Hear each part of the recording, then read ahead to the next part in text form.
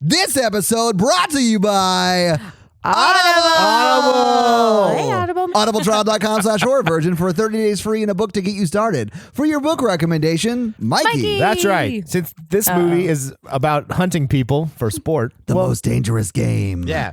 I recommend Heart of Darkness by Joseph Conrad. Ooh. Okay, I can see that. I read that in high school. I did too. So guys, check out Heart of Darkness by Oscar Conrad or whatever. Joseph Oh my Con. God. Yeah, Joseph Conrad. Joseph Did you Conrad. not take one literature course throughout all of your education? I'm sure I must have. Go to audibletrial.com/horrorvirgin for 30 days free and a book to get you started. This episode also brought to you by Nick B. Hey, Nick B. All right, so Nick B's fun fact is that it's his birthday this Happy week. birthday, Happy Nick B. birthday, Nick B. But I will say this. We're recording on Nick B's birthday. Right. but This episode's going to come out way after a your year birthday. later. but So happy yeah. birthday. Happy birthday. Not quite that far later, but yeah, later. He's sad because his birthday's on a Sunday. Oh, yeah.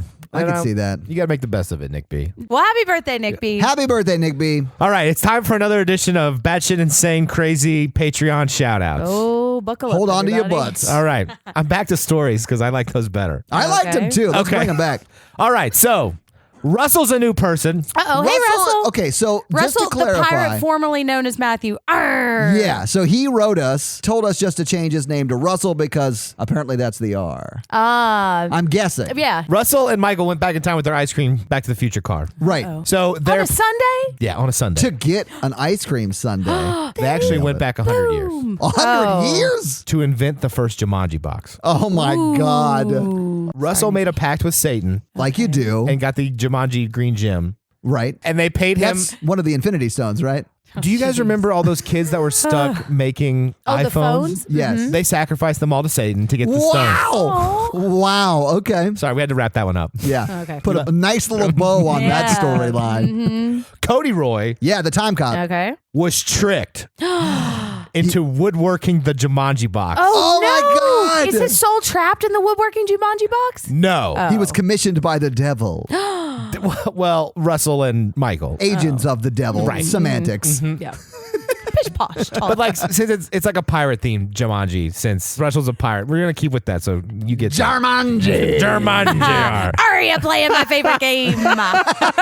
But Cody Roy did get 30 pieces of silver Oh, for yeah? making the You Jumanji Judas. box. Oh my God. Oh. And then Cody Roy's out of the store. He went back. He was like, "All right, thanks for the job." He used the money to pay for time travel fuel. Well, he didn't. He didn't know that it was an evil thing. He No. just went back in time and made a box. Yeah, Do you think tricked. he knows now? yeah, he was tricked. He'll know when the episode comes out. Oh, okay. So Matthew's umbrella, Mary Poppins thing started like vibrating. Ooh. And that's what it does when it senses evil in time. It's like Sting, Frodo's sword. Yeah. How it turns blue Yeah. when Yeah. there are orcs present. Yeah, but it vibrates when yeah. evil has happened. Because there was a guy named Derek. He was the first victim of Jumanji. He was the first victim of Jumanji. Wait, how did it kill him? Oh, did he get sucked into the game? He gets sucked in. So he was the first person to find the box, and he played. How did he die? Well, he got sucked into the thing, and then he got bitten by mosquitoes. Oh. And he caught malaria. And it was like a slow and painful death. Oh, my that's God. sad. That is rough. Yeah. I actually really like his shout out. That's gonna be fun. Yeah. All right. So Matthew, his umbrella goes back in time. He spins it really fast or whatever. Goes Right. back in time. Like you do. But he was too late because Jumanji, the movies happened. So Wait, can I just ask? He has the power to go back in time, but he went back in time to a point where it was all Shut up, Todd. Too late. It's my story now. It's always been your story, Mikey. Satan imbued the power of time and mortality and immunity into the Jumanji stone. Right. Okay. The Infinity Stone. So Who's right. currently in possession of it? Well, they buried it in the sand for the kid in Jumanji 1 to find it. Okay. So Matthew was too late. But luckily, his umbrella has a secret compartment for tissues. Oh. And these were sad tissues. and they pop out automatically. Yeah. It's like, oh, I'm too late. Yeah. He pushes the too late button. Ironically, the time traveling umbrella does not deliver tissues on time. It also the doesn't take you back far enough, I guess. Yeah, that's right. Yeah. So there are some flaws in this technology Or loopholes story. in the story. There's no loopholes. Plot holes. Sorry. Satan's magic has put Jumanji outside of the space-time continuum. The events that go on in the board game of Jumanji don't happen in a space, or time. Right. So you Right. can't travel back to it. You can't go to an alternate dimension. Tune in next week. Yeah, tune in next week to see what happens with All that stuff. everybody, right? So Will they find the Jumanji stone? find out how Derek dies Yeah. again. So check back next week when we find out what happens on the caper of the Jumanji box. Oh. This episode also brought to you by Rebecca. Matthew R. Russell. The pirate formerly known as Matthew R. Arr. Right. Now goes by Russell, just to avoid confusion. And we Right. appreciate that, Matthew R/Russell. He has a, what I call, long distance dedication. Oh, yeah. Pickup line. Does that make us Delilah? Virgin. Yeah. Delilah. Send a You ready, pickup Mikey? line I'm ready. tonight. Russell has sent you through the magic of Patreon power Yes. this pickup line. Hey, Rebecca, it's me, Russell. Ooh. If you were a fruit, you'd be a fine apple. Does it rhyme with pineapple? Yes, that's Pineapple the is joke. really good. It is really good. And if you want something that's really good, check out Rebecca's Etsy store at Straight On Tell Disney Yeah. for all your Disney ear fetish needs. No, just regular pineapple needs. This episode also brought to you by Red. So Red is scared of dice. Dice? Oh, yeah? Like hand, like Yeah. you shake it up and throw it out. Oh, dice? yeah. Because they're from Okay. the devil. What are the you, one. Bobby Boucher's mom? I like casinos and boobies too. Foosball is the devil. Oh, wow. So anyway, Red was playing craps. Right. Uh-huh. He threw the dice. They bounced up, separated in the midair. And there's like a lot of elderly people who play games at the casino because it's like Games of chance? yeah, those dice went into two different older fellas' mouths. What? How? Anyway, those two guys choked on dice and died. He murdered two people. Whoa! with dice? He was cleared of everything. There was footage. It was just an accident. He was But- cleared of all manslaughter But charges. Yeah. his story was real dicey, guys. Oh, yeah. It was very dicey. So now if he sees dice, he passes out. I would too. I no would be matter very what concerned. number. No matter what number. Well, Red, sorry you had that experience. Go back man. to casinos, man. They can be fun. This episode also brought to you by. Ryan. Ooh, you know what time that is, Ryan? It's time for, Jenn to yell at Ryan. yeah, quote unquote Ryan. So Ryan likes to go into people's office buildings and replace their dry erase markers with permanent markers. Oh, So then they my write all over God. their boards and you can't erase. you can't erase that. Sometimes if he can't find a permanent marker though, he'll just take the tops off and let them dry out. And then sometimes he just steals them all. So you're in a meeting and you've got a big plan you got to put on the board. There are no markers. Ryan, you can quote Jenn on this. Yeah. You're a piece of shit. Yeah. She I was talking never about said it. that. She was talking about that. I did write it on my whiteboard though and I can't erase it. But that's on him. Yeah. Well, Ryan, stop stealing markers. Yeah, what are you doing with those markers? He's gaslighting teachers everywhere. He is. All right, here comes the theme music. It's going to go hide and we're going to find it. You guys have to count down. Okay. Okay, ready? 5, 4, 3, 2, 1. 1. Ready or not, here we come.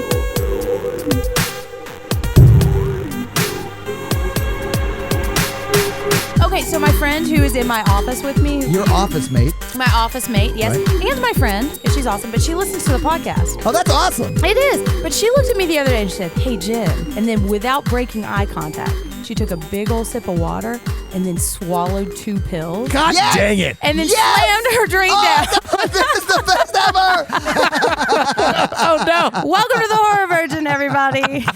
I'm Jen. I'm Mikey. And I'm the horror virgin Todd, which means I don't like scary movies, and you guys make me watch them. And I'm also water first nerds. And this week, you guys made me watch what I assume is the spiritual sequel to Your Next, Ready or Not. With a little Knives Out and Clue mixed in. Have you guys seen this movie before? No. No, is your we are first time? all Yeah. ready or not virgins today. Nice. So, what'd you guys think? I liked it. Yeah. I did too. I loved it. There were parts I liked and parts I hated. Yeah, I am not crazy about the ending, although I No. think I liked it more than you did. Oh no, the ending destroys this entire movie for me. This very much was Game of Thrones for me. I loved so much of it. You shut and then the your whore end mouth. of it shit the bed super hard for me. No, this was nowhere near as bad as Game of Thrones. I'm not I ready cannot to talk start. about it. I can't start that discussion. I'm in a good mood today. She gets so angry. I really liked the movie, and I liked the ending because the other way would have been hard to wrap up at the end. Well, let's talk talk about the ending when we get to it. So, Jen, what did you think about it? I loved it. I thought it was really fun. I think the aesthetic of it was really like fancy and mysterious, and I loved it. I thought it was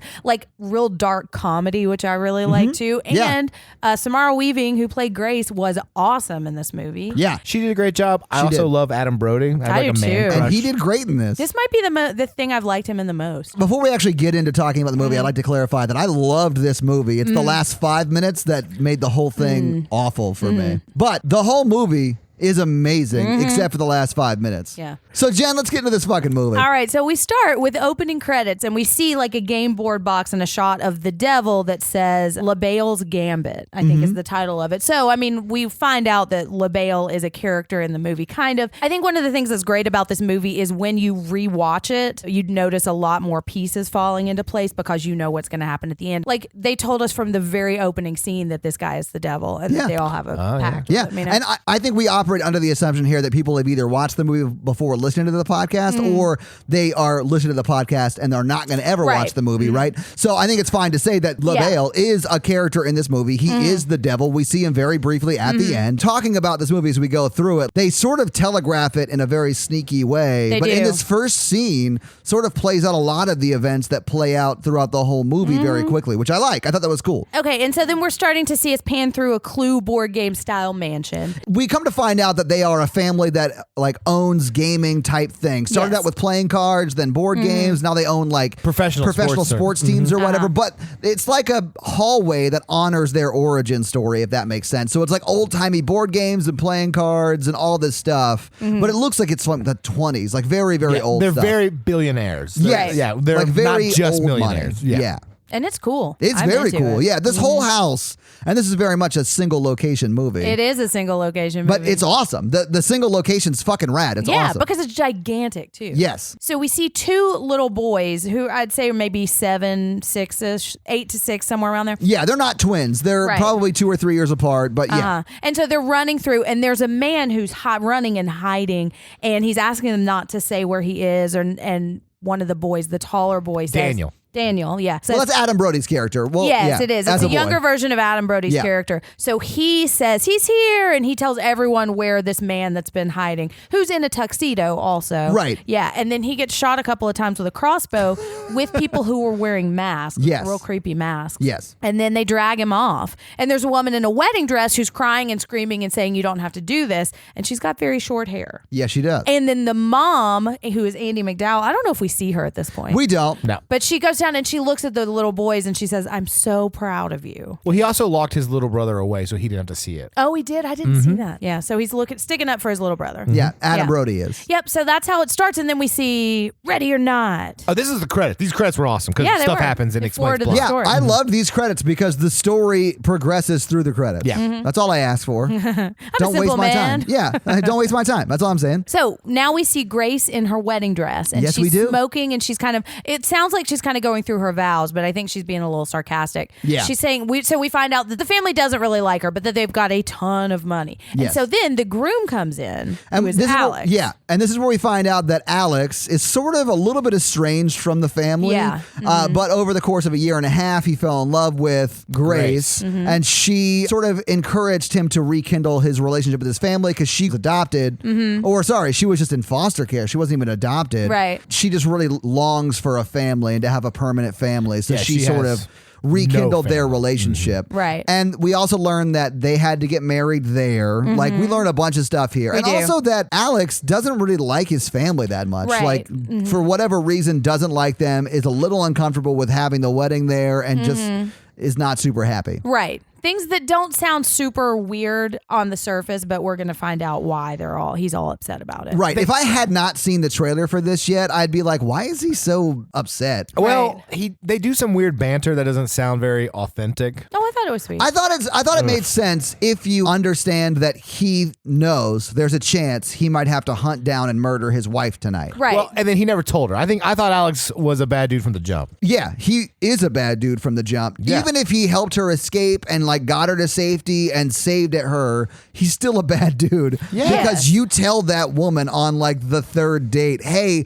if this gets serious and we get married, then there's a chance my family and I will kill you. yeah. Hunt you down I again. don't know. Yes. There's a loophole in this movie. Just one? Well, there's a couple. Yeah. But like, what if he had like a kid out of wedlock? Yeah, later in the movie, he says, I either had to propose to you or you would leave, or we end up here, right? So either way, I was Right. going to lose you. No. What you do when she says, hey, if we don't get married, I'm going to leave you, you sit her down and very calmly explain to her that if we get married, there's a curse on our family that you might get murdered by all of us. Right. I we think all she die. might leave. Right. I think she might leave, or she might stay and just you guys live in sin, as it were. Which they already were living together. She mentions that. If they broke the curse, would the kid out of wedlock explode? Probably. They might not even have his last name. I don't think the kid would have been able to be born. So he had free birth control the whole time? Oh my God. He had it figured out and gave it up. Why did he do it? So dumb. Anyways, so now Adam Brody comes in and he's kind of asking, are you sure you want to do this? And it sounds a little bit kind of off. Like, It is off, We're but- about to go get married. Yeah. Yes, I want to do this. But the brother, Alex, says, I'm giving you an out right now. Yeah, because he knows they might have to murder her Exactly. later. Like, Yeah. I understand how if you've never seen a trailer for this, that might seem off. Uh-huh. If you've seen the trailer, you completely understand what's happening here. Right, yeah. So it didn't bother me at all. Oh, no, not Yeah. at all. No, I'm just saying, like, I was trying to put myself in her shoes and I would be like, what would I be thinking if my future husband was saying this to me right now? I'll and I'd be definitely like, say it to my future wife. Oh, yeah. Believe me, you need this out. And if you don't take it, that means you're dumb I'd enough be like, to be are with you me. absolutely sure? Like, this is your out. Like, don't disappoint me. Listen, if I were in your shoes, I would not marry me. Don't So I get it. Jeez. I do like here that he is like they're about to walk down the aisle together and he can see his wife in her wedding dress before they get married. The next scene is them taking photos together Right. Yeah, they before all the saw wedding, it. which I loved. I thought that was great. But look, how unlucky was it? I mean, their whole family died. That's the truth. He All should right. have waited. Yeah. All right, listen, that's fair. Maybe that's why they got the hide and seek card. So they're all outside taking pictures. Yes. And this is when the credits is going on. Yeah, it is. And this is kind of where we get a little bit of we start to see some of the relationships and we're introducing ourselves to the characters. We 100% meet every key player here. We Right. even see the 3 housemaids. We do, yeah. So we meet everyone in the movie in this intro scene. So we meet the dad, the brother, and the brother is Adam Brody saying they're just all trying to find out if you're a gold digging whore like my wife.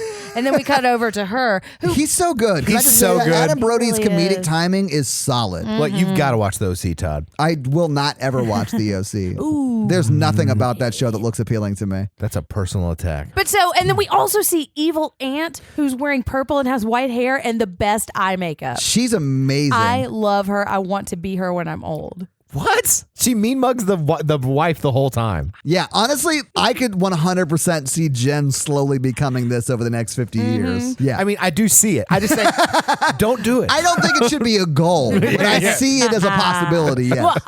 But she says nothing in this scene, but you completely understand her character by just the way she looks, and it's amazing. It is amazing. Maybe my favorite part of the Yeah. movie. Anyways, so we're also talking to Andy McDowell, who is Alex's mother. Right, and she's pulled the bride aside, Grace, to talk to her. And she actually says, thank you so much for bringing Alex back into our lives. I really like you. I'm really looking forward to being a part of this family with you. Like saying some very supportive, about to be your mother-in-law stuff. I love Right. Andy McDowell. She's Yeah. great, man. She really is. Groundhog Day made me fall in love. Oh, yeah. And she's great in this movie, too. So it's the wedding, and it's at this estate, which is just this gigantic house with this really cool pool that I don't even think is a swimming pool. It's not. I think it's a gigantic fountain. It is. Okay, so now it's the wedding night, and they're about to get down. Well, they've already gotten married. Yes, they got they have married. already gotten They do married. show that. It's very quick. And so now, yeah. But So's the wedding night. Yeah. I mean, it is because they don't even get They busy. don't consummate the marriage. They no. don't. Rule number 1, don't stay where your family and in-laws are staying on your wedding night. Yeah, you don't want to have your wedding night in the room you grew up in. Even if it's wood paneling I'm like, fancy. look, I loved koala bears when I was a kid. And they just never took them down. My parents never redecorated. This is not on me, although it's all mine. That's God's truth. I grew up with a room full of koala bears. Why? Yeah, I liked them. It was very manly and tasteful. Was it? Yeah. It was like dark green. It was like I have a koala quick bears. question. Did the koala bears have like insignias on their stomach? No, that they would weren't then Care stare Bears. at? They weren't Care Bears. It was koala bears. Koala bears can stare too, Mikey. Anyway, so they're on the bed making out, and Grace is under the impression that they're about to consummate their marriage. Right. And then Alex is trying to slow her down and stop her, and maybe because he sees that the ant has orbed up on them. Creepy aunt. You'll have to hide better than that. I love And her. then Alex is like, we're not even hiding now. Exactly. What are you talking about? But she says everybody's waiting downstairs. Yes. And then this is when Alex is like, oh, hey, not a big deal, but on our wedding night at midnight, you have to play a game. Right. It's part of the family because we're a gaming You pick a dominion or card, whatever. and sometimes it's chess, sometimes it's badminton. You just have to pick whatever should game's play on the it. card because Yeah. we're like a Old maid? gaming. Yeah. Yeah. And then it's fine. And it's something we do when a new person joins the family. It's part of the initiation. Yeah, They and like then- it. It's more important to them than the wedding. Exactly. Yeah, and then Grace asks, do I have to win? And he's like, no, don't worry about it. It's just you got to Right. play a game, which honestly sounds like a fun little tradition, especially sort of if your family comes from a gaming empire that started with like board games and Right. shit like that. At the reception. Yeah, I not- was just going to say, No, not not part at of the midnight. reception. No, but like at the reception would be a lot of fun. Like the Yeah. dad comes out and was like, we're playing Twister Right. or whatever. It would be cool if That'd it was be like, fun. this is the first board game we met. It's like 100 years old. We made it. Yeah. And we're going to play it. It'd be super family tradition. Yeah, that would be fun. But then you don't get to murder people. So, Right, you know, it is exactly. tomato, and tomato. Not just you don't get to murder, you don't get to hunt people. And And, that- that's half the fun. Right. what board game do you guys play with your families, like traditionally? Trivial Pursuit was ours. Trivial Pursuit is our family's Oh, one. yeah. Oh, we still do it. Big Yeah. competitions. Yeah. We play Cards Against Humanity. when That's we like get your together. traditional family game. Almost every Christmas when we actually get together for Christmas, we play Cards Against Humanity. So now they're all down in the gaming foyer. Yeah, they And have a they're just- room for this. Exactly. It's a awesome. foyer. It's a locked room, and they're like only the family's allowed in. Yes. Seriously. Well, actually, we don't go into that room yet. Oh, They're No. sort of hanging This out is- in like a room around. parlor. Yeah, it's sort of a parlor. The Yeah. vestibule for the gaming room. This is where the Yes. guy, the butler is playing the piano. Yeah, with gloves on, which has got to be difficult. I Yeah. can't play piano ungloved, but You got to go through special butler training. You gotta for be that, safe. though. yeah, listen, you don't know where that piano's You been. got to glove up. It probably hasn't been very many places because Yeah. pianos are real big, You don't want a baby piano. No, you don't want a baby piano on your hands. No. especially not a baby grand. Oh, it'll cost you more It's than a that. lot of trouble. All right, you got to tune it. you So do. she's talking to the mom, and this is oh geez, she's talking to the mom. And Grace this- is? Grace is talking Okay. to the mom, Andy McDowell, and this is where we find out she grew up in the foster system. Yeah. and that Alex has been distant. And the mom says she likes her a lot. Yeah. and then and she said finally one of my children brought home a good one, which is rich person shade. It is, but in this scene, we meet all the other people that the other siblings brought home. Right. And they're not great. No, they're not. Yeah, So we meet Adam Brody's wife, whose name escapes me. Charity. Charity. Charity, yeah. And Adam Brody's like half. middle name Irony. Yeah, and Adam Brody's like half drunk the whole movie because he Yes. hates his family Yeah. and and everything. hates his wife, it seems. And doesn't Yeah. want to murder people. And doesn't. I really connect with him. And honestly, his wife seems to hate him Yeah. and really loves money. She's like a super mean version of Olivia Wilde. I can She's see sort that. of, yeah, like in look and sort of vibe, yes. Yeah. She has that intensity that Olivia Wilde has, but Olivia Wilde, I think, is Everyone great. was Delightful. super attractive in this movie. Well, yeah, because they're rich. So let's talk about Fitz. And what is the This daughter's is when we name? meet Fitz. Emily. Emily. So Yeah. Emily is like Adam Brody's sister, and her husband is Fitz. Yeah, he and kinda none of is. his clothes do. Ooh. So this is where we meet Fitz, Emily's wife, and Emily is Adam Brody's brother. Yeah. Sister. Sorry, They excuse couldn't me. get their charter out of LaGuardia. Oh yeah. Also, she had cocaine on her face. Yes, and they're complaining about not catching a charter flight out of LaGuardia or whatever. I just can't fly commercial. You know what I'm saying? Like a Capital. Philistine. Yeah. So we hate them immediately Yeah, we because I do. hate rich people like this. Well, and one of their kids comes running in with one of those masks that we saw in the Yeah, because beginning. Fitz and Emily have 2 kids. Yeah, and Adam Brody goes from 1 to 11 real quick and says, "Get the Yeah. fuck out of here with that mask," which understandable. Yes. But then Fitz is like, "No, you can keep playing." It seems like Brother. Adam Brody's character, the one who like told on the guy at the beginning, and the guy got killed. Yes. That really like formed him as a person, as like a self-hating. It was a hates his seminal moment family. for sure. Yeah. But because Adam Brody has so convincingly played assholes in movies that I saw, I just expected him to be an evil person, you know. And I was like, he's gonna have. I a think turn, you you sort know? of expect everyone to be evil. yeah. Yeah. Not me. I said he's gonna be a good guy. Yeah, you called it early did. on. But it was nice debating with you guys throughout the movie if he's Yeah. gonna be good or bad. Oh, and this is when the aunt says my favorite line in this any movie. This To may Emily. be, to Yeah. Emily. She This is says, great. "Brown-haired niece, you continue to exist." it's amazing because she looks like Cruella de Vil and Ursula shrunk down into an evil miniature. Yes. And she's just seething with hatred and evil the whole time. And I love it. She is great. And I do love that she said brown-haired niece because she qualifies which niece she is, but she only has one niece. Right. So there's no need for a qualifier on what niece she is. She like just drills it down to like, I don't even care who you are to me. Right. Honestly, Yeah. she reminded me of my grandmother. So she's amazing. And so now they go into the gaming room and we get kind of the game exposition dump. Yeah, and it seems very innocent, very Is this the fun. secret room? Yes. Yes. The one that only the family members can so go they into. go into the secret game room and there's Yeah. weapons all over the wall. Yes. and like game that they have killed. It's very Right. Jumanji. It is It is very Jumanji. It's like Jumanji Clue. Yes. Yeah. So they sit down at this big sort of, is it a circular table? Table. But there's a seat at the head that's very fancy that Yes. nobody sits at. Right. And then the dad gets out this awesome old wooden box and starts explaining what the thing is that we'll probably have Jen explain. Yeah. As he's handing this box around to everyone. Their great-great-grandfather made a Faustian bargain with this guy Yes. on a boat where like Yes. if he solved the puzzle box, they would have money forever or whatever. Right. Yeah, they made a deal with the devil. Yeah. So the great grandfather opened a Civil War trading card company and then they expanded into sporting goods. But it's like someone's been watching over us and they had a generous benefactor.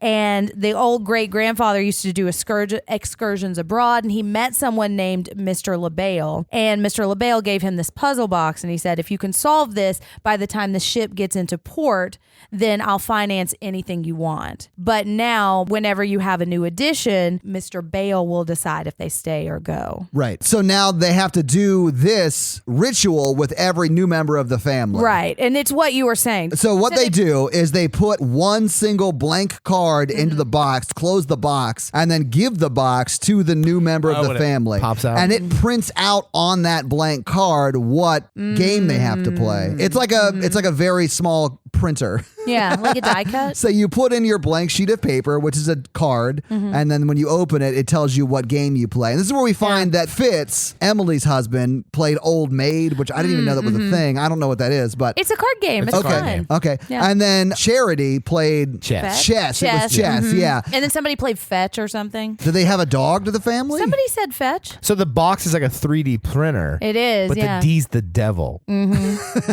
you have to but you have to make sure you have the right printer connection or it'll just print to another box Well, in then, like, another the- rich house. And you just start walking all over your mansion trying to find your card. So confusing. And the cartridge ink for your devil box is like even more expensive than the devil box itself. Oh, it's the worst. You have to send your butler to Office Max to go get you devil cartridge paper and Yeah, devil man. cartridge ink. It's a fucking nightmare, All honestly. day. Yeah. man. And it's Wi-Fi only because there's no connection Right. port to that. It's a nightmare. Right. Anyway, so she prints out, or the card gets printed out and she pulls it out and it says hide and seek. Hide and seek. I hide and seek her beautiful giant blue eyes. She is very She cute. is. I love Yeah, her. she's got great eyes. I'll do brown eyes if I like a girl. What are you, Van Morrison? Anyway, so she is like, oh, cool, we're going to play hide and seek. How does that work? Do I hide and one person comes try to find me? And everyone in the room, their eyes are like super big. They're like, oh, fuck, are we doing this? Yeah, they're doing this. But they don't tell her that they're going to hunt her. What they tell Right. her is, oh, no, you're just going to go somewhere in the house and hide. We'll turn off the cameras and then we'll just play a game of hide and seek. Yeah, It'll be fun. it's fine. Yeah, but before they do that, she raises a toast to Mr. LaBelle. Yeah, and everyone drinks except for Alex. Alex is a super big douchebag. Well, kind of. Yeah. I think Alex at this point still wants to get her out of there and protect her. I think so too. And I think he still thinks that he's going to be able to. Yeah. Yeah. I think he thinks he's a good guy. But he's a rich white dude. He will always think he's a good dude. Yep. Full stop. Part of the point of this movie, I think. No, it's not. We'll get to that. Wow. Should be part of the point It of this should movie. be. Yeah. All right. So the rules are simple. We say they can hide, she can hide anywhere in the house. They're going to count to 100. Yeah, we already said that. And she has to hide till sunrise. Yes. Yeah. And I mean, but in her mind, she's like, whatever, just come get me, and then the Right. game will be over, and I can go fuck my husband, and we can go to sleep. exactly. Yeah. And I can just, this will Because be our she- weird story we tell. Yeah, because she doesn't know the stakes, right? Right, She just knows exactly. they're going to play a game. If this was like a real movie, everyone would be shit-faced from the reception. Adam Brody is drunk all night. Yep. Well, I'd be True. Adam Brody. Yeah. He'd be lucky if he was half as handsome as you. So they put on the hide and seek song, and it is super creepy. I loved it though. I did it's too. great. It was just the perfect tone for this movie Yes. too, because it's like old kind of nostalgia, a little bit creepy, but kind of playful kind of Yeah. thing, And they're rich people, so they don't want to count on to 100 themselves. Exactly. No. They have their record count for them, which I love. I honestly thought they were going to have their butler count 100, sir. 99, sir. Pip, pip, cheerio. And everyone, like, whenever they get to like 75, someone's like, yes, quite. And by the way, butler of the year, that guy. Yeah, he man. goes above and beyond for that family. The maids too. I don't know what they're Yeah. paying their help, but like to go around with your deal with the devil, it's got to be a lot. Yeah, probably a What lot. is the deal with the devil clause in their contract? You know their NDA is like stone clad. Oh, yeah. Ironclad, even There's stonier. a stone club. All right, so she goes off and hides during the Yep. record playing. She gets in a dumbwaiter. She does. And you've probably seen this scene in the trailer or when you watch the movie, it's her closing the dumbwaiter, which was very cool. She also is taking off her super high heels, which is a very smart Yes. move. But while she's doing that, the father is handing them all out weapons. Right. And the juxtaposition of the song playing and them getting all these old weapons is just amazing. And I love it so much. Them getting deadly ass weapons and her just like playfully walking down the hallway looking for a place to hide for 3 minutes till they find her. Exactly. Yeah. Because we got like a super awesome axe that Aunt gets. Yeah. And she knows how to use it. Exactly. A double-handed axe. Yeah, it's insane. Not So- a hand axe. No, A double-handed axe. So somebody gets a crossbow. The mom Fitz gets the Fitz gets the crossbow crossbow like an 'cause idiot. He totally knows how to use it, right? No, he doesn't. The mom gets a bow and arrow. Yes. And I didn't write what they all got down. Brody gets a rifle. A few of them get guns. Yeah. Emily, the daughter, gets an old revolver. Yes. That's her weapon. Yeah. But it's really cool. And so as the song ends, they're all just standing in line with their weapons, getting ready to go. Oh, and Alex is not participating. No, he No, gets locked so in he the parlor. sits on the couch. Yeah. He does, yeah. And so now Grace is hiding, and she's just kind of talking to herself. She's like, fuck, I thought I would be fucking my husband right now. Yeah, now I'm just sitting in a dumbwaiter. Exactly. Yeah. And I'm supposed to do this until the sun comes up. This sucks. Fitz and the mom are walking down. They're talking about how long this usually takes. And the mom says it's only happened once since she joined the family, which was the scene we saw at the very beginning. Right. So I kind of understand, like, you don't think this is actually going to happen, and enough of them have gotten married and they've seen it not happen. Yeah.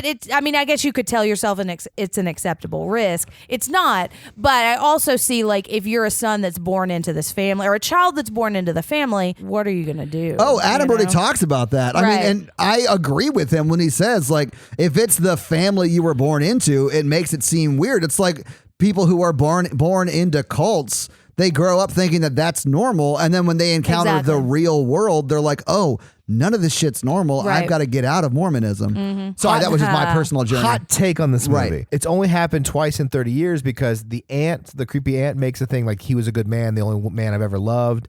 And then Grace is a good person. I think the game only happens to good people, and that's why all their spouses suck so much. Could be. Yeah, I agree. So like, So they have to decide whether they're going to murder this good person, and that's what's ultimately like sealing the deal with the right, devil. and they're cursed to only marry like kind of like not great people. And Yeah. they only marry shitty people. Yeah, Yeah, some so that's pretty not Charity good people. and Fitz are the worst. Yeah, I think that's what it is. Yeah. Right. So she's in the dumbwaiter, and she gets out and she catches her dress on something, and this begins the awesomeification of this beautiful wedding dress. She rips it a little bit. She does, As she yeah. gets out of it. She's like, "Ah, shit, my dress." My dress, yeah. Like that's the although- worst thing that's going to happen to it that night. So now one of the maids has been reading stories to the two children, and now one of them has wandered off. So she's looking around, and these maids are wearing these like super tight black cocktail dresses too. Yes.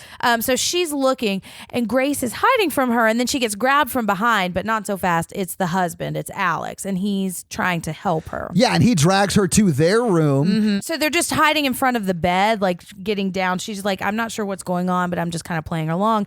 And then the maid wanders in. That's right. And accidentally gets shot in the head from Emily, who's just kind of terrible. Well, she's high on coke. Yeah, that's so true. she's like all hopped up on cocaine and shoots the maid in the face. Right. I found her. Yeah. Yeah. And then she runs in and she's like, "Oh shit, this is not her. Right. And then this is when you see Grace peek around the bed and she's like, oh my God, they're trying to kill me? Exactly, which is really lucky for her. Yeah. Because she immediately understands what the stakes of this is. Alex was going to tell her. He was, but I mean, I could also see not taking that seriously. Right. You Yeah. know? I mean, the dead body does drive the point home. It really does. Yeah. And so, and the banter with this family too is really funny because one of them was like, well, she's not a person dressed in white. What were you thinking? Yeah. And they're also asking, Does that count? does it count? If it's the help, does it count? The aunt is emphatic that it does not count. Right, because she lost a husband to it. You're right. So yeah, she's like, if we're going to do this, we're going to fucking do this right. Exactly. Well, and we also find out she has to be alive for the ritual. Right. You're supposed to just maim her. Yeah, shoot for the center of gravity. Right. And the next thing that happens a couple of times in the movie. They flip a coin to see who's going to carry the head and the legs. Because their fortune and their lives are driven by games of chance. Right, That's why they right. do shit like this, which I liked. I thought it was a did good too. character choice. I thought it was a nice little choice, especially when Adam Brody was like, I don't fucking care, and just grabbed it. Yeah. You know? I thought it was interesting. But at this point, they flip a coin and they call heads or tails, and whoever loses has to take the heavier side, which is the head. Right. In case you have to move a body, always go leg, not head. Yeah. Why? Because the head side's the heavier side. The torso is okay. heavier than the leg. Yeah. So now Grace is kind of starting to figure it out, and now, because Alex is telling her, and Alex tells her she pulled the one bad card that you're not supposed to. But I think you're right. I think it's because she's a good person. It is. Yeah. And they all think they have to kill her before sunrise. And so then Emily comes in to do some more coke in the mirror and say, "You got this, girl. You're a winner." And it's really funny. It is very funny because she has a Coke mustache. Uh-huh. She looks like a powdered milk ad. So now they're back, and we've seen previously Alex walking through like a mystery secret passageway. Well, that's how we got through from tunnel. the family-only game start room, right? That's how we got from that couch up to the bedroom where Right. he met Grace. Yeah, but so he got into the conservatory, so he was able to go through the secret tunnel. Yeah. And he's saying, put your shoes on, put these tennis shoes on Yeah, right put now. your Chucks on. Which is awesome. I love And them. They're yellow Chucks. I Yeah, love they're them. great. And he tells her he had to play along so he could help her. And she's saying she should have told him. She's getting really angry that he didn't Yes. tell any of this shit to her. Justifiably so. Exactly. And this is when he says, well, if I had told you, you would have left. And if I hadn't married you, you would have left. Right. And I'm a super selfish, white, rich asshole. So what do you think I did? A woman Exactly. deserves that choice, though. Yeah. A person does. She does. I agree, Mikey. I'm not saying he's a good dude. I'm Right. not. And He's you a know, horrible guy. If he had lost the relationship, I guess he'd just have to console himself with his millions of dollars and everything he owns. And I'll say this scene is what makes me know he was wanting her to survive until she says or doesn't answer his question in the almost last scene where you're going to leave me after this, aren't you? Yeah. Because once she didn't answer, he knew the answer was no, and he was going to lose her anyway. Right. If you truly love something, you have to let it go. Yeah, it won't come back. But honestly, that's good. It's good for you if it doesn't come back. Right. If it's a bad thing. Yeah. Well, and before he's telling her that stuff, he says, and you're the one that wanted to get married. Yeah, this is your fault. And she's like, what the fuck? I didn't know. And I love that moment. Yeah. That was. ugh. She's a badass, man. she's is cool. amazing. Yeah. Yeah. So he gives her instructions to get to the kitchen. He has a plan. He's gonna go to the security room, unlock Yes. the doors. Yeah. He's like, wait in the kitchen. I'll unlock the doors. You're gonna get out. Right. And she takes this time to rip the bottom of her wedding dress Yeah. off, which again, awesome. Yes, but she goes down the secret passage hallway and forgets whether to go left and right. And you see her sort of look left and right. There are two similar doors, and she just goes, shit, or Right. whatever, because she forgot. Right. And then it cuts to Adam Brody and the dad and the mom carrying the maid down the hallway, and they're talking. And I love that Adam Brody's like, she could be anywhere. There's nowhere we're going to find her. And the Exactly. parents are like, yeah, it's going to be very difficult for us to find her at this point because she knows we're trying to kill her. Right. And then she opens the door that's right behind where they just walked past. And they're like, Uh-oh. found her. Right. I love that moment. I Very do too. immediate. That was really funny. And this starts like some badass shit It because really does. Emily, the coked up daughter, comes out and pulls her revolver and shoots at Grace Like and 4 times. Yeah, like four But, like, times. fumbling it in her hand. Well, because she's super high on cocaine. and probably doesn't really know how to operate that weapon. That very could be well. true too. She's used to having her butler shoot for her. Exactly. So anyway, but Grace has obviously seen The Irishman and knows that you close on someone who is shooting at you, you run away from a knife. So she runs towards Emily and like knocks the gun down, and Emily shoots the floor with the last bullet, and then she continues to run past her. Right. And she gets out. She gets to safety for that moment. Yes. And meanwhile, while a lot of this is happening, we're cutting to Fitz, who's in the bathroom, and he's looking at a video on his phone. I actually asked, is he watching porn? Right. Because he's sitting on the toilet, and he's illuminated by the warm glow of his phone screen. Yeah. Yeah. But he's watching a tutorial video of how to use a crossbow. Right. It's so funny. Your I love crossbow it. and you, I think it's what it's called. Yeah. And it's like two guys in vests. One of them has the exact same crossbow he's holding. Let's get to know your crossbow. Right. I thought that shit was hilarious. Yeah. So now she has escaped. Yeah, she blew past Emily, who was shooting at her. Yeah. And she gets into a room and she's hiding right next to a door. And it opens and then Adam Brody just walks in and they're both like, and he goes, I only wanted a drink. Exactly. So he walks past her to get a drink. Yeah. And I was like, I knew he was good. Right. Because he says, I have to call the others. I don't want to, but I don't want to be the one to serve you up. And I'm really sorry. So I'm going to give you a 10-second head start. He actually offers her the drink, He too, does. which I thought was nice. Miserable. He really does. Yeah. He does a great job in this movie. He's amazing, I think he man. sucked in the OC. He was so bad the that fuck show up. sucks. And you No, watched I'm it so just- many I'm just times joking. that you're an authority on it too, right? But he does a great job in this movie. He is, yeah, he's great. And it was nice to see him play a different kind of character. It too. was. It was. Yeah. But I honestly think because he's played so many assholes in the past, it makes you think like he's gonna be an asshole. So Right. it's almost a twist that he's not. But so he gives her a 10-second start, and she runs, and then he yells, "She's in the study!" Which is actually where he is, which I think It is is. another nice thing because Right. he could have said she's leaving the study or whatever, but they all come to him and he's just sitting down drinking his drink. He's like, oh, I guess you're too yeah, late. I guess she left Right. or whatever. And so then his wife Charity walks in. Yeah. And we find out, I think, to your point, I really like that like this is why she wasn't chosen to be the sacrifice, because she was on board immediately. Yeah, she hates being poor and she will do anything to stay rich. Right, She even yeah. says, I think in this scene, Yeah. you know what I came from. I'd rather be dead than go back. And there." he's Exactly. like, when I told you, you just didn't even react. Exactly. You couldn't wait to sign up. Right. Yeah. I loved her character and it really fascinated me, especially when you compare her to Grace. Yeah. You know? liked her? I did. I mean, I thought she was interesting. I good didn't. villain. I wasn't rooting for her. Oh, okay. I got you. Because I mean, she's going to be that aunt in like 20 years, or She's not going to be that she's aunt. not going No. to anymore. No, but- she would never have been that aunt because her husband did not try to marry into the family and didn't get killed. You're right. That aunt is insane because she was going to marry a great dude and then her family murdered him and she had to stick along with it because she loved money more than she loved that man. True. She had to tell herself some insane shit to make herself okay with what happened to her. Exactly. And her husband. And that she basically caused the death of the person she loved. Yeah, and because she had to justify all that shit to herself, she's like the rule keeper of the game because it matters to her. It does, because she Yeah. had to pay that price. And Yep. so other people aren't going to get off. And she was not married again. No, she wasn't, because I mean, I wouldn't do that to somebody else. So they're all in the study and they're talking about Claire, and they keep talking about this maid Claire who's dead, and everybody keeps saying, "Oh, she was my favorite." Yeah, I love that. Yeah. So Emily forgot her gun, and she runs in and she gets Fitz's, who's her husband's, crossbow, and then accidentally shoots the other maid through the head. Yeah, shoots her in the face. It reminded me of that scene in Clue, the singing telegram part. Yeah, I can see that. Yeah. Although the maid is not singing and she gets shot with a crossbow in the fucking face. In the mouth. Yeah, it's rough. It's really sad. I do love that throughout the rest of the scene, you hear her like in the corner, like,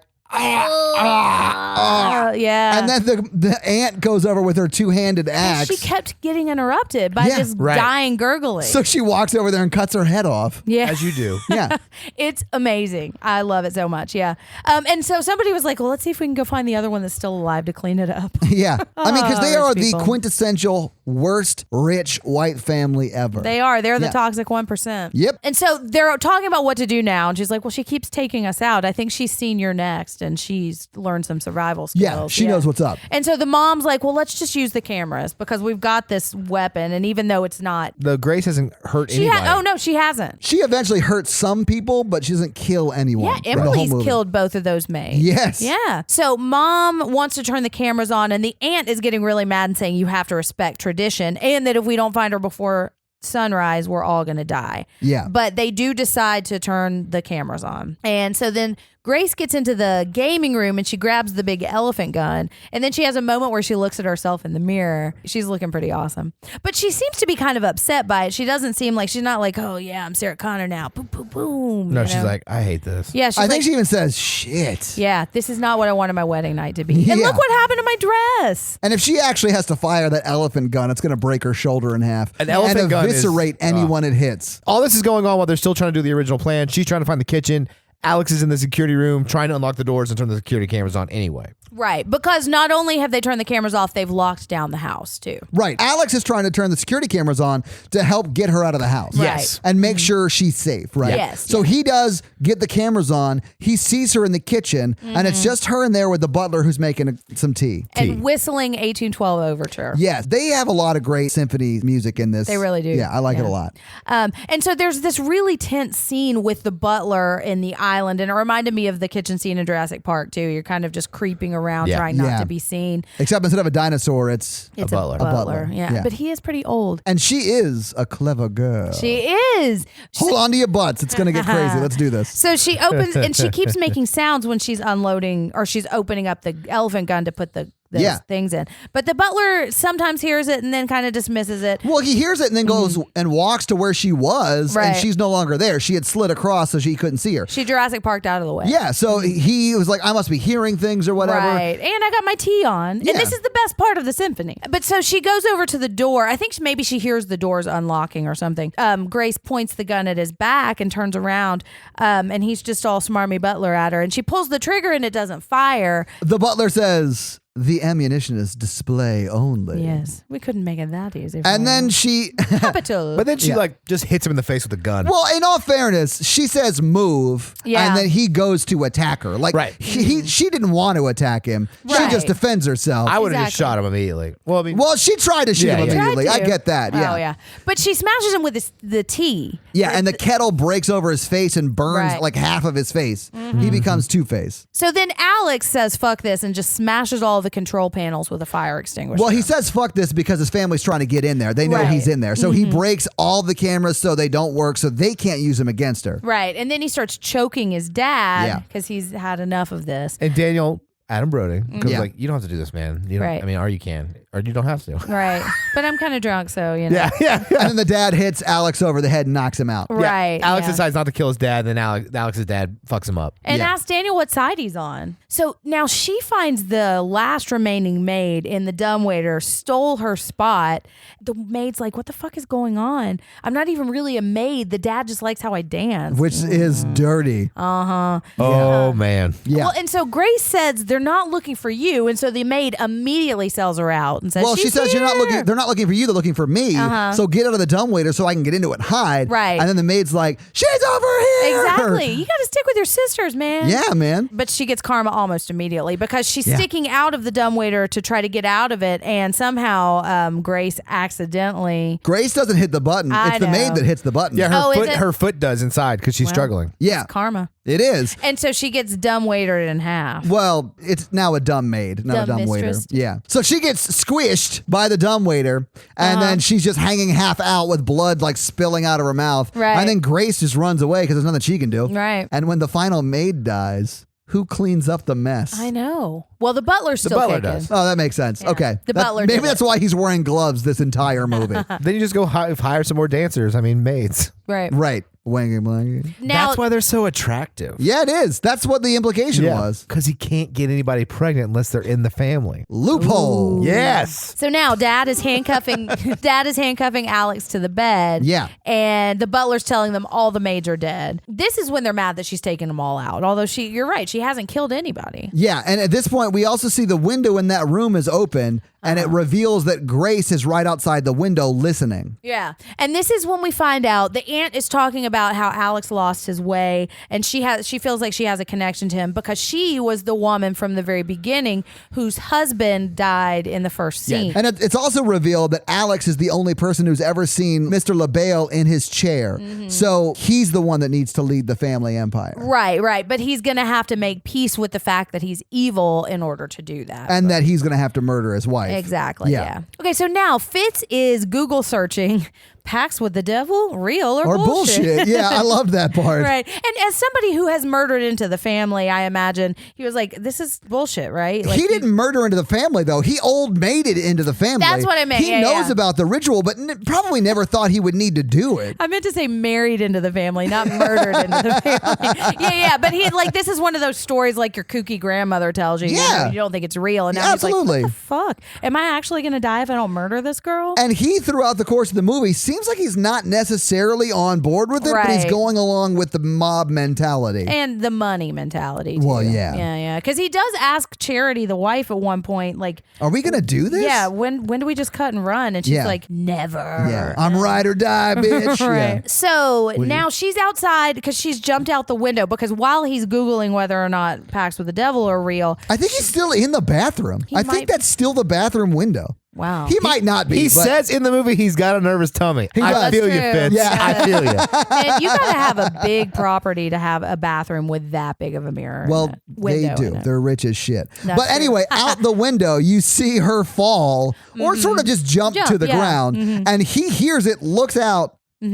She's not there, looks back at his phone, and then that's when she gets up and runs away. Right. And so she goes into a stable where there are lots of goats. Yes. And a very big ominous cellar door. Yeah. And then she sees a little boy, one of the kids that I think is Emily and Fitz's kids. Well, because she hides. She sees like a flashlight, so she hides in one of the pits. Right. And then she sees it's Georgie, this like, I don't know, 10-year-old 7 or boy, 8, somewhere around whatever, there. very young He's kid. like a kid, whatever. And she's like, Elementary. oh, thank God, Georgie, help me get out of here. But no. Yeah. Georgie shoots her right through the fucking hand, She man. gets desperadoed. She does. It's And horrible. You can Wow, see that's an through old it. reference. I got You're it. welcome, Mike. It still checks out. Yeah. But yeah, so just like Antonio Banderas, she becomes a badass and punches that Punches child the in the fucking kid. face. And then Yeah. looks at the hole in her hand. Yeah. Yeah. And then Black Phillip, the goat, headbutts her in. Does it headbutt her or just scare her? I don't know. Oh, who cares? It goat devil magics her Yeah. into Yes. the cellar. And she falls through the cellar door into this. She probably falls like a good 10, 15 feet Yeah. onto dead A bodies. pile of dead bodies. Yeah.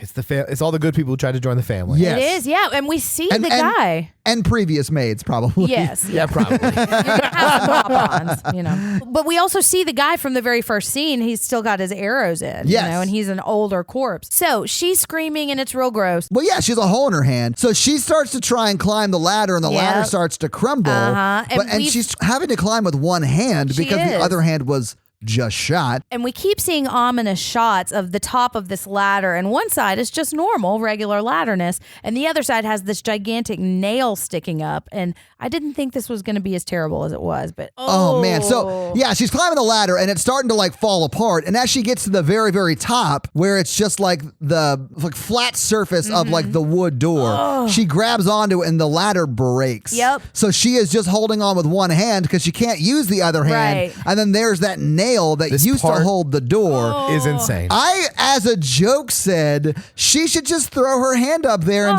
like get that nail in the hole of her hand and then use that to pull it up. Yeah. And then that's what she does, and I regretted saying that so bad. Oh, because it was awful. It's so gross. I thought it was going to peel her fingernail back. 'Cause I Oh, thought yeah. that was the worst nail related thing that could happen here. No. But no. Oh my God, it is terrible. So she swings her hand up there and like does her best She nailed it. crucifixion post. Yeah, she nails it, and then she uses that to pull herself up. Well, and we had been having a conversation about, is this really a horror movie? Can you still call it horror? Yeah, And that then- conversation was right before this. Exactly. Yeah. And they were like, yep, that's what makes it a horror movie. And I was very grossed out. I wanted to do that because my right hand's really strong from stuff. I believe you. You nail the other hand all the time, too? That's really good.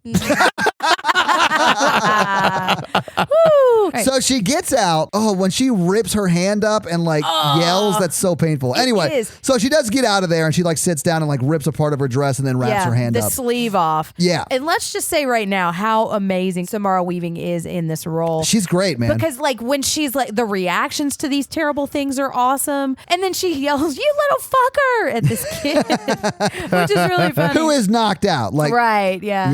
Yeah. So now she's running, and the mean wife sees her and tries to shoot her with a rifle, but misses. And then we hear an eagle screaming or a falcon screaming or something. That's my favorite part is that none of these people know how to use any of these weapons. Right. It is pretty great, but they're rich as shit. They don't know how to do anything. So now she's at the gate and she's trying to get out and she's yelling at cars that are going by. And she's, It's not the "Ooh." gate. It's just the fence. Yeah. The fence. Yeah. And she like rips off one of the poles or posts that's a part of this ironworked fence. Because she's awesome. She is awesome, and she like squeezes her way out while one of the parts of the fence is like cutting into her back. Yeah. And it graphically shows. Yeah, They it's do. really unnerving and like hard to watch.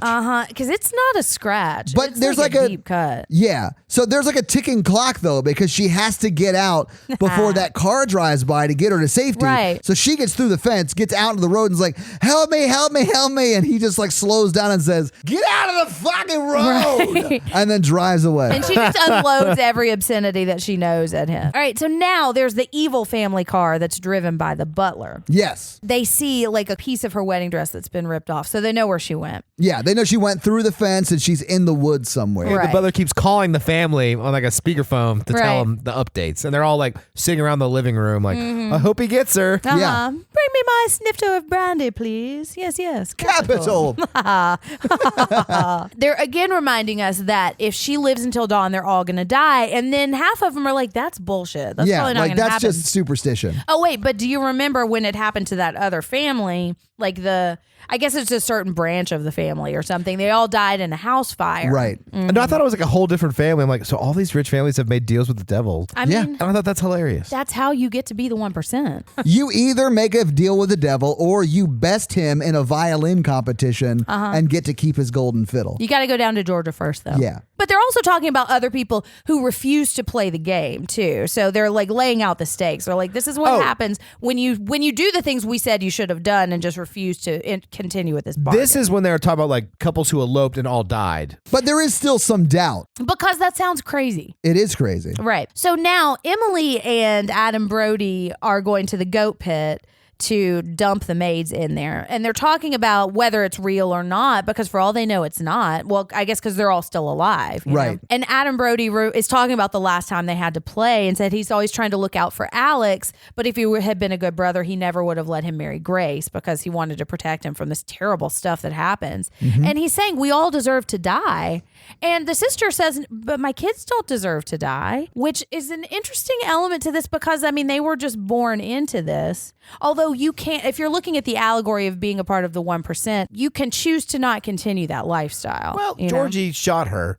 That's true. Georgie did shoot her. Yeah, I mean, those kids deserve to die. Well, Yeah. at least Georgie. That's fair. But I mean, they're doing what they have been taught is normal. It's nature Right. versus nurture. Sure. Because that's an excuse that you can use to justify anything. Yep. You know, somebody told me this was the right thing to do. Like, you can, as a person, use your judgment and your empathy and your compassion and say, my family told me this is the right thing to do, but this is wrong. And I can make that choice for myself. That's what Alex did when he moved away and Right. cut them out of his life. But now the kid is there and he's saying, I shot the lady. And she bends down and she says, oh, I'm so proud of you. Yeah, which is a like almost shot for shot of the very beginning when the mom says that to baby Adam Brody. Right. Yeah. And I think that's his turning point, I think, because you see a reaction of him saying Yes. it too. And I think that's the part where he's like, I don't want to continue this cycle. So now Grace is running through the field, and this is when the butler is doing donuts to try to get to her. Yeah. And he gets out and he wrestles with her, and then she turns the tables on him because she's amazing. Well, she slaps his burned face, which would hurt so bad. And then she starts to choke him with a piece of her dress. Right. Yeah. Oh, I didn't notice it was a piece of her dress. It was like cloth. I love her so Yeah. much because she's the one that caused that burn too. Yeah. It was a slow burn. Oh, Ooh. good podcast, guys. Check it out. So we think he's dead, but not so fast because as she's driving away in the car he just left her considerately,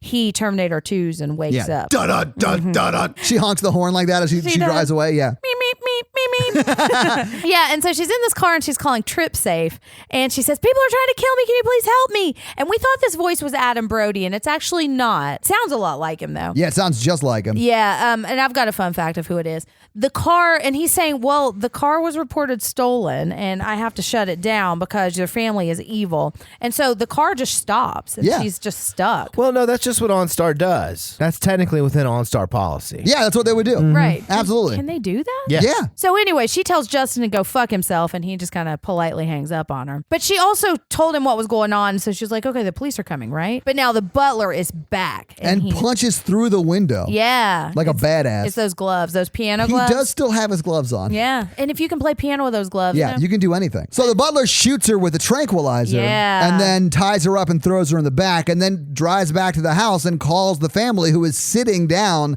at this desk. Right. And they're like FaceTiming with the butler and they're like, oh, Capital, bring her back. Yes, you're a captain of industry and of kidnapping. And then the butler turns up the symphony that he's listening to. He gets super into it and doesn't hear or see her waking up behind him. But the family is like, Butler, look behind you. Right. You idiot. Look behind you. I thought this was pretty funny, I actually. did too. It was and it's funny. the 1812 overture. It's the end. It's the good part. It doesn't have the cannons in it, but it's okay. It's so good. It's amazing. Yeah. And I was like, turn it up more. He thinks it's triumphant for him, but it's actually triumphant for her. Yes. Because she kicks him and like foot flips the car. Well, I think she kicks him twice in the face. Knocks him unconscious. Yeah, and then that causes the car to swerve and it flips off into the woods, more or less. Yeah. Mm-hmm. And so they both end up upside down and kind of knocked out in this car. Yeah. And this is when Adam Brody, who left the house just trying to get away from everybody to clear his mind, like walks up on her as she kind of crawls out of the car and says, I came out here to get away from everything, and here you've landed. Thank you for driving through my relaxation. And he has a rifle.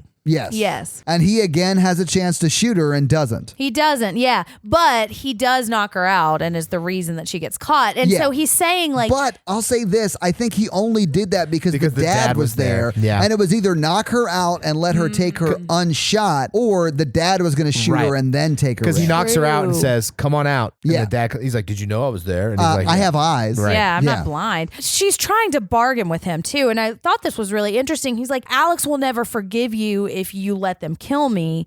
And he's saying, I hear you, but I can't let my entire family die for you.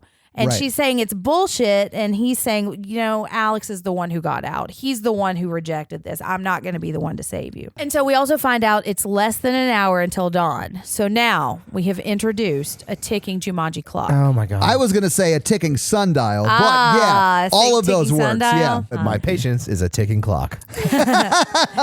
So Alex is still handcuffed to the bed, and we've kind of been seeing cuts of him trying to like saw his way off. Yeah, he's using the chain of the handcuffs to saw his way out of the bedpost. Right. Which I know from experience takes a long time. So the mom is basically saying, well, we got her and this is going to happen. She's saying, because I have to protect the family. And Alex says, if she dies, then I'll kill you. And the mom's like, well, first, so I'm dead either way. Yeah. So, you know, I'm going to try to protect my family. Also, I don't think you're actually going to do that. I know you better than this floozy that you just met a year and a half ago. Right. But she's also saying, like, I really like her too. I know I just said she called her a floozy, but she's like, I don't want to kill her. This is what I have to do. We just have to kill Yeah, her. we have to kill her. Yeah. Well, and I mean, she's a mom trying to protect her children. So, I mean, I get that. kind of see where she's coming Yeah. from. She's protecting them with evil. And she's but- operating under the assumption that it is true Right. and that they will blow up if they don't kill her. Right, exactly. And she's also asking why he left. And he's saying kind of what we were saying before, like I was slicing throats of goats. And he said, this is not normal. Kind of like I'm in a cult. Yeah, he And- is in a cult. Exactly. It's a one family cult, but he is in a cult. Right. Well, more than one family. Well, I mean, it all comes from the great grandfather who Right. started it. But like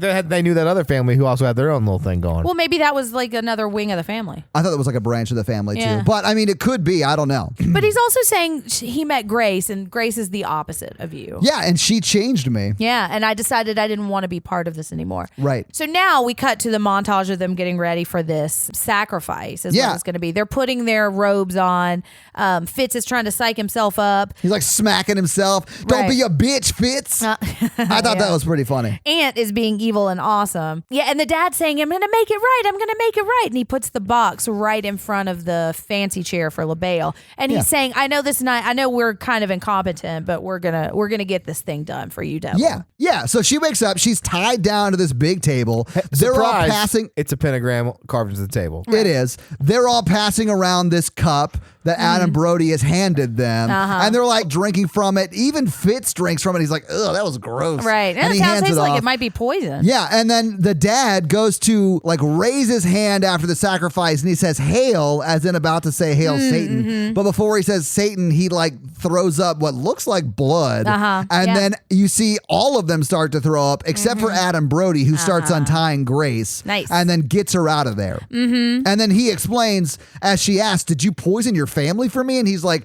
"No, it's whatever. They're gonna shit weird for a week, but they'll be fine." Yeah, and I knew this was all going to have to burn down at some point. point. I just didn't think it was actually going to be me that did it. Yeah. But he did, and he goes, saves the day. I want to LaBelle out. And he does. He does, yeah. But then his wife comes out, Charity, and she like raises a gun, and he steps in front of Grace, and she like shoots her husband in the throat because he won't move. Well, And he tries to reason with her like, hey, we Yeah. don't need to be bad people. We can like we Exactly. don't need the money. Like he's like, I'm tired of this. We don't have to hurt people. Yeah. and she's like, you really wouldn't care if I died? Because she still believes that his actions are going to cause her death. Yeah. Right. Yeah. And so, I mean, she's trying to defend herself too, just through evil. And shoots her husband in the neck. She does, like yeah. you do. Well, Yeah. I really like Adam Brody's character because I do too. he knew he was going to die either way, or he thought Right. he was going to die either way. He's like, I don't want to be evil. I don't want to be part of this anymore, even if it means I'm dying. Right. But he dies. Does, it's and sad. Grace gets away. Grace charges at Charity as she shoots a couple of shots and then gets the gun away from her, tries to shoot her in the face, but she's out of bullets.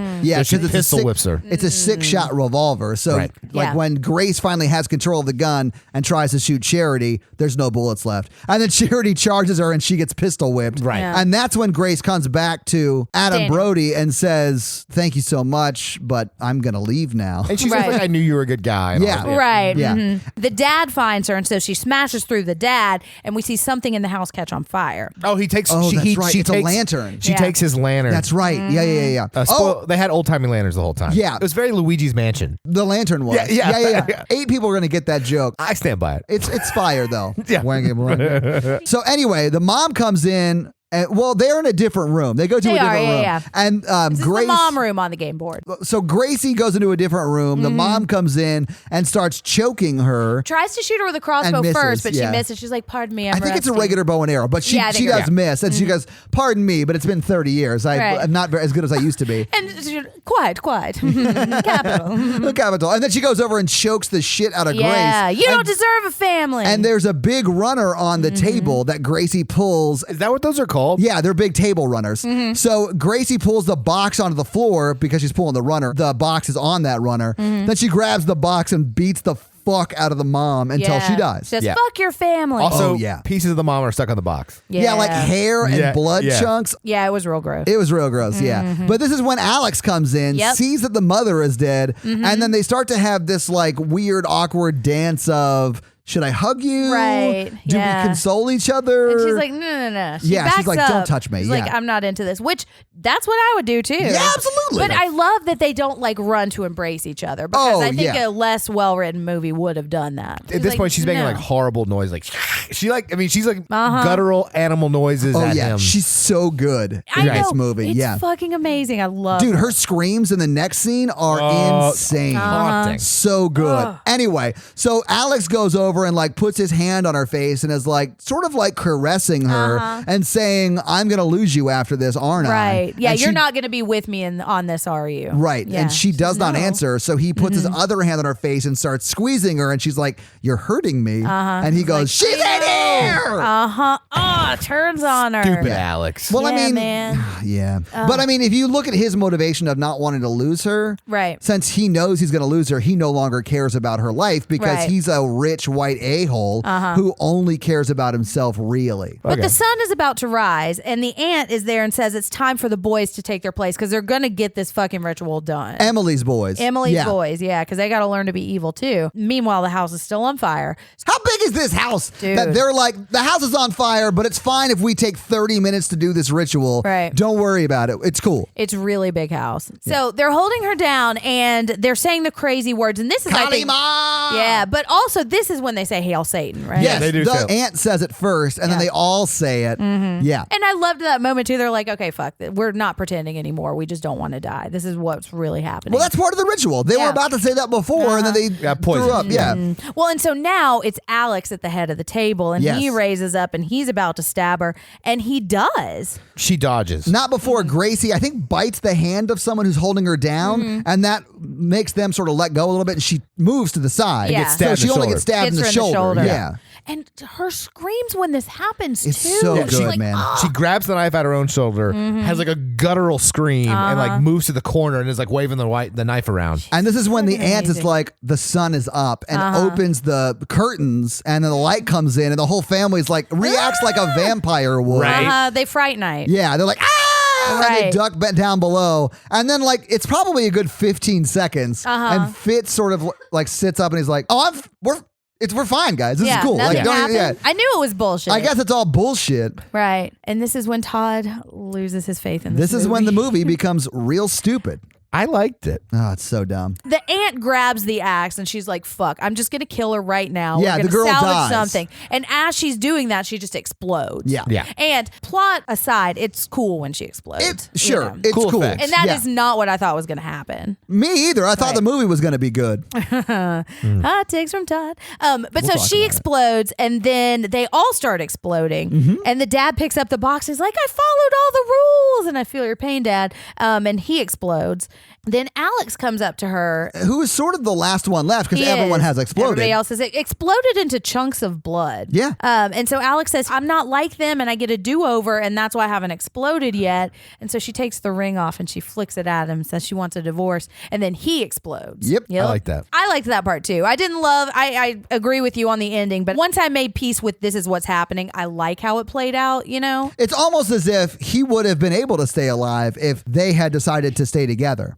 But because she took the ring off and said, I want a divorce, and it was over for her, that's why he exploded. No, I think he was going to explode anyway. He might have. But so the house is still on fire, and she, in a flash, sees Mr. LaBelle in a flash in the chair. Yeah. So the house is still on fire, and so she badass walks out. Yeah, she walks out, sits down, and opens the cigarette case that the mother had and starts smoking her cigarettes. And then we start to see flashes of like ambulance and police lights. Right. And then cops running behind her. Yeah. And as she walks out, it's kind of a mirror of the wedding scene that we saw at the very beginning because the chairs were all still set up for the wedding. And now her dress is all ripped up and bloody. Yeah. But she sits down, she lights up, and they're like, are you okay? What happened to you? She said, in-laws. Feel your pain, And man. that's the movie. And roll that's the credits. movie. Yeah. So now that we've talked through the movie, do you guys want to talk about the movie? So how do you guys feel about Do you it? want to talk? Give us your hot takes. I don't think they're hot takes. I think the ending is just bad. Like the whole time it is like a very socioeconomical sort of like she comes from lower class, right? And she is sort of against the richer class, like the 1%, and it's her against them the whole time, and they're fighting for their life, quote unquote, because they made a deal with the devil, quote unquote. Right. And then you find out after she like survives and makes it that we should have actually been rooting for the 1% because they were gonna die. Right. Like they were right to try and kill her. No, they weren't. No, they absolutely were. It was them versus her. And if you had the choice of killing one person who you barely know or you and your entire family dying, you would kill that one person you barely know. It's a horror movie, not like, I mean, like they were evil. But I think the point you're making is that their trying to kill her was justified. Yeah.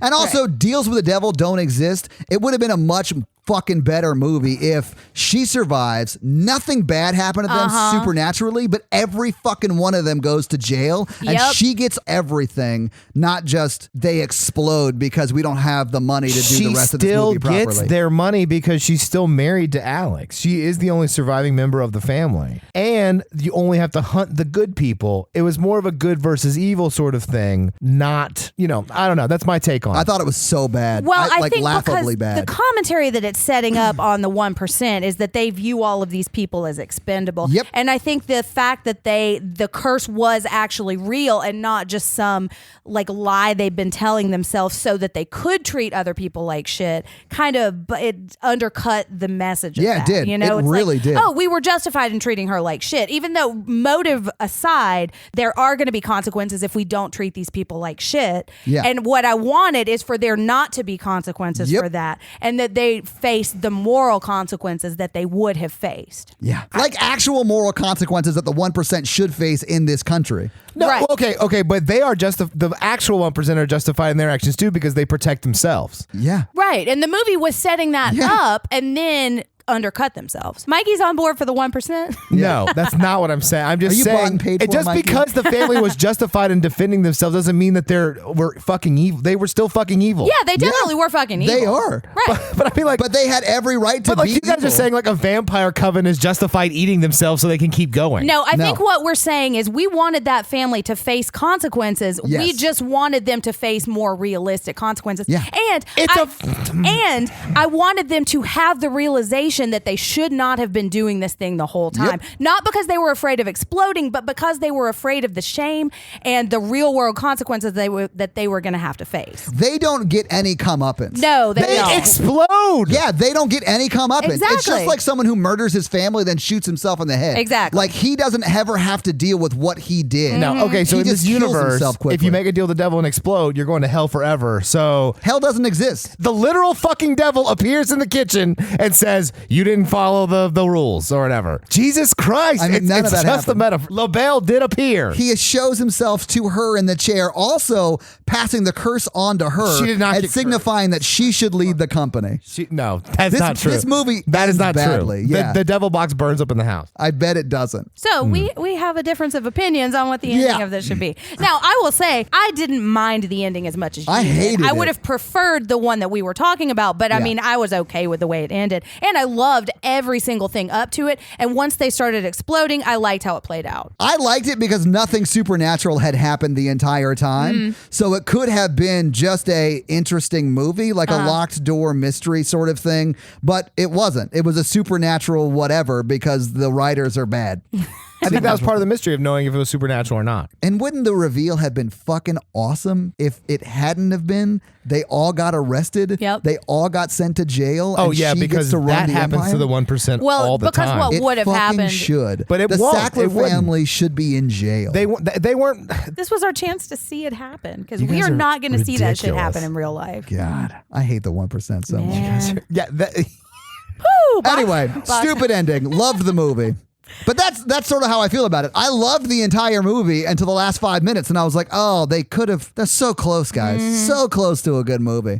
Your face is not quite so red anymore. Just like, it's a movie. Yeah, you got so mad, Mikey. Do you guys want to talk box office? So what do you guys think the budget was for this movie? 10 million. $10 million and $1. All right, you're both over.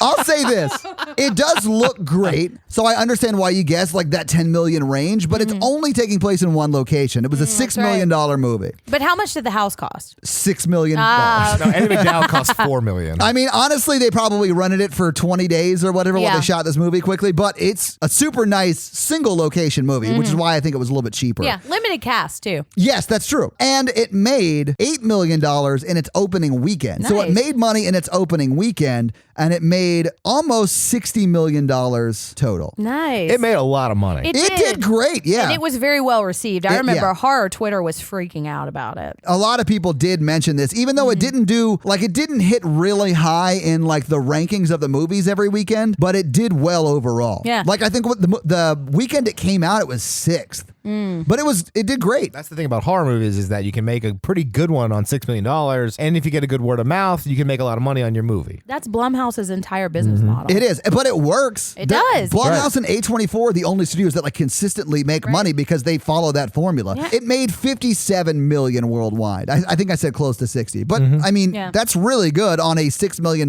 investment. So do you have some fun facts for us? I Jen? do have some fun Jen's facts. fun facts. So this was directed by Matt Bettinelli-Olpin, I probably said that wrong, and Tyler Gillette, and they are part of the Gillette fortune. of the Gillette fortune. No, they're Matt that the first guy said.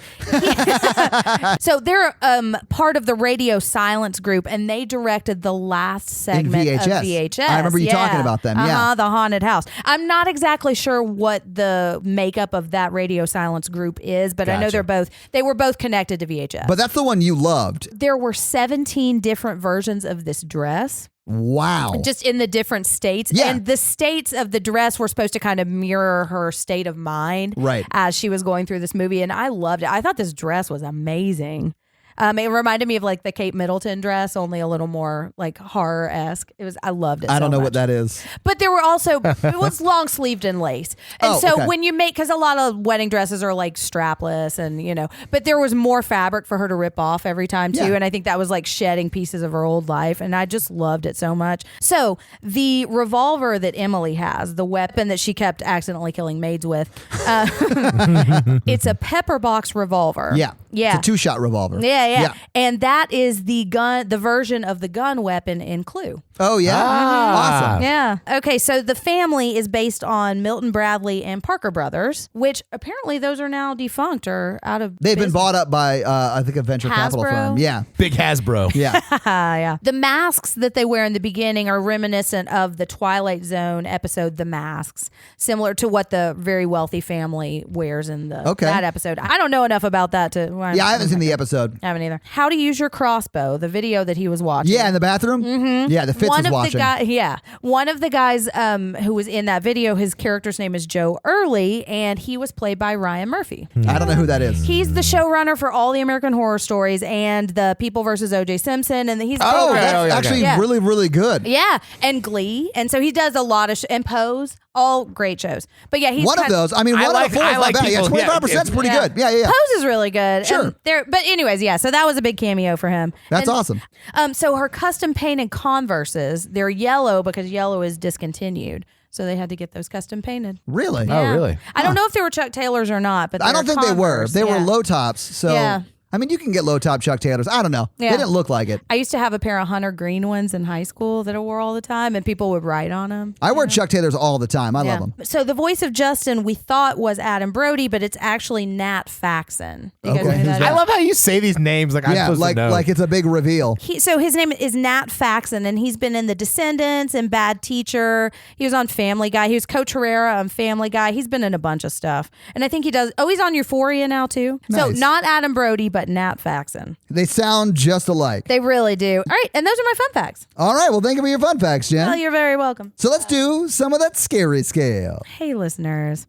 Our scary scale is a scale we use to rank how scary we thought the movie was. It's not a ranking of the quality. It's how scared we were today when we watched it. Our one example is Ghostbusters. Our 10 example is Texas Chainsaw Massacre. All right, Todd. I'm going to give it a 3. All right. It is unsettling at points, gory and graphic at points, but not scary. Yeah. Mikey? I'm going to give it a 1. Okay. I was not scared. Because it's Mikey's not dead scary. inside. Yeah. And I'm dead inside. I'm going to give it a 4, mostly for that nail scene. Yeah, that nail scene is what got me, man. So yeah, 4. Not super scary, but really unnerving and things that tend to get me more than like jump scares and stuff. Yeah. So this week, you guys made me watch your next. What are you guys making me watch next week? Oh, I'm so excited. We are watching another newer one. We're watching Green Room. Is that like where you wait before you go out to like be on stage or whatever? It is. Yeah. This movie actually makes me sad because I love Anton Chekhov and Oh, Anton Yelchin? Yelchin, yeah. Oh, yeah, he's in it. You love him so much you can't remember his last name? Oh, wait, he played Chekhov. He did. Oh, okay. Yeah. I got you. That makes sense. Yeah, he got crushed by his Jeep. Oh, it's sad. And his family sued Jeep and got a shitload of money. Good. So, guys, watch Green Room before next week. Also starring Captain Picard. No shit. Yeah. All right. Well, What's cool. his name? Mikey, the time has come for you to practice your reading skills yet again with this week's review. You ready, Mikey? yeah, I guess so. This review has an accent, a Shiba Inu accent, which a Shiba Inu is like a Japanese dog. They're about 30, 35 pounds. I actually went to a Shiba Inu puppy Oh. tea house in Japan when I went. It was amazing. Did the dog serve you tea? No. Get it, Todd. You've gone places. It was awesome. They have like tea and they bring you tea, but there's also like 30 little Shiba Inu puppies that are like super friendly and playful and they come up and like play with you. It's so much fun. So Mikey, can you read this review? Yes, this is from Dazed and. I know. I thought I was going to be dazed and confused, but No, it's just dazed and it. Yeah, Nothing else. Dazed So and. we're confused about what the title was. right? Yes. It's meta. The Toddcat. The title. Toddcast The indeed. title is Best Podcast. No. Awesome chemistry with we hosts. Awesome chemistry between hosts. Never fails to make me laugh. Never fails to make me laugh.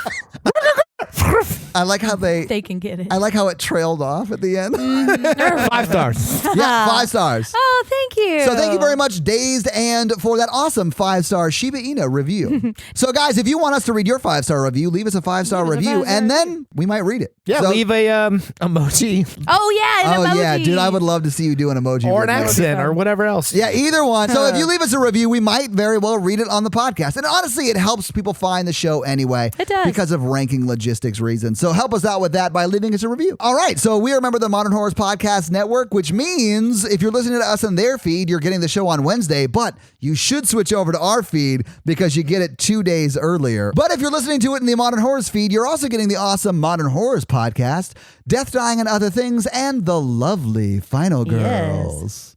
We can be found on social at Horror Virgin. We can all be found individually at Jenn Ferratu, Yes. at M Randolph24, and at Todd J. Awesome. And of course, you can find us on the web at horrorvirgin.com, where you can get Jen's awesome blog and links to the merch store. And if you want to help us financially support the show, please do by going to patreon.com/horrorvirgin. We have a lot of great levels there. do. Although the $50 spot is almost completely taken up because we limit that to 10 spots and Yep. we're currently at 9. So if you want to be that last one to squeak in there, get it done. Yeah. But there are a lot of other great levels. And honestly, if you can't financially support the show for whatever reason and you want daily exclusive content, hop over to the Facebook group and join that, because we are in there every day. And We are. You literally, when we say daily free exclusive content, that is what you get there. Tell Yeah. your friends. Yeah, tell your friends. Honestly, that's another great way to get the show out there. Just tell your friends and family about the show. Yeah. We really appreciate that. We've honestly grown so much over the course of this year, and we haven't spent any money on marketing because we don't have any money. So we really appreciate you guys telling your friends and family about the show, because that's We the do. only reason it's been growing. Yeah, and as the last episode of 2019, we just want to thank you all for helping us Yeah. get there, because we couldn't have Absolutely. done it without you. Absolutely. Yeah. No, we could not have at all. So thank you very much for that. Right. Well, guys, that's going to be it for us for 2019. Yeah, thank you guys for sticking with us for a whole year. Mikey, Yeah, you've been man. on the podcast a year. You have. That's really weird. I know. I don't It's know if any of awesome. us were ready or not. But So glad. I'm so glad you joined. yeah. So, yeah, it's been a great year. We're has. looking forward to some really exciting things to do and experience. We're looking forward to some really fun Wow, Jen, yes. We're looking forward to some really fun things that are coming up in January. Yeah, look for some awesome announcements in January, Yeah. guys. Yeah. So I'm Jenn. I'm Mikey. And I'm your horror virgin Todd, guys. Have a beautiful year. Yeah, and have a Yeah. great and safe New Year's Eve, guys. Yes. Mm-hmm. Don't Take drink care of and yourself. drive. Uber. And Yeah. if you go out with people and they make you like pick a weird card out of a box, Don't do it. Get the F out of there. But I love drinking games. Bye! What's that? Sexy nerds. How do you say Welcome back to Your Crossbow and You. They're actually really easy to use. That guy was a I know, you just Yeah. pull the thing. Yeah. It's All like a right, well- gun. Yeah. What an idiot. It's like riding a bike.